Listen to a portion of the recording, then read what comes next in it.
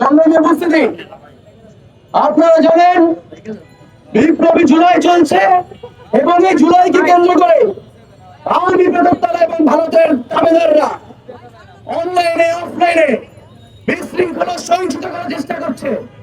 তারা ইনিয়ে মিলিয়ে বলার চেষ্টা করছে তারা নাকি কামব্যাক করবে। তারা একটা উদাহরণ দেয়, দৃষ্টান্ত দেয়, এদের মতন কামব্যাক নাকি আওয়ামী লীগ করবে।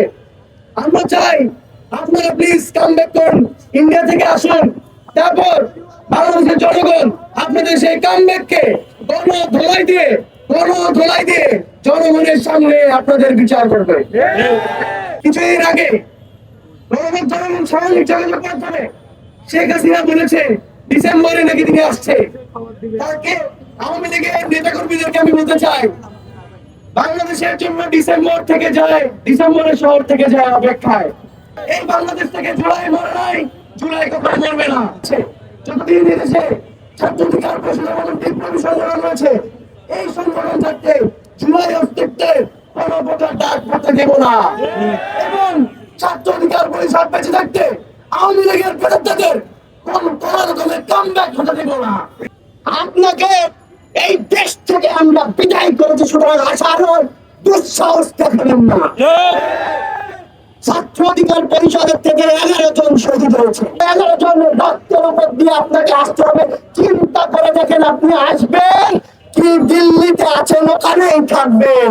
আশেপাশে কারা আছে ওনাকে বুদ্ধি দেওয়া আমার বুঝে আসে না। তবে ওনাকে যদি কেউ সৎ পরামর্শ দিয়ে থাকেন তাহলে সেখানেই শেষ জীবন, দিল্লিতে শেষ জীবন তিনি যেন কাটাতে পারেন সেই ব্যবস্থা করেন। আমাদের মতো আমরা যে সময় মিছিল করতাম লোকের নলের ডগায় দাঁড়িয়ে সাহস থাকলে ছাত্রলীগ, যুবলীগ, আওয়ামী লীগকে বলছে আপনারাও আমাদের সামনে আসো। ভিডিও বার্তায় বলছে প্রশাসন ছাড়া নাকি আমরা 10 মিনিট টিকতে পারবো না। স্পষ্ট করে বলতে চাই, এই প্রশাসন ছাড়াই আমরা 5 তারিখ ঘটিয়েছি, এই প্রশাসন ছাড়াই আমরা জুলাই অভ্যুত্থান ঘটিয়েছি। আপনাদের যদি খেলতে মন চায় আপনারা আসুন, আমরা প্রশাসন ছাড়া এই দেশের জনগণের যথেষ্ট রয়েছি। এই আওয়ামী লীগকে ঝাড়ু বিদায় করে একেবারে সারা জীবনের জন্য দেশের বাইরে পাঠাতে।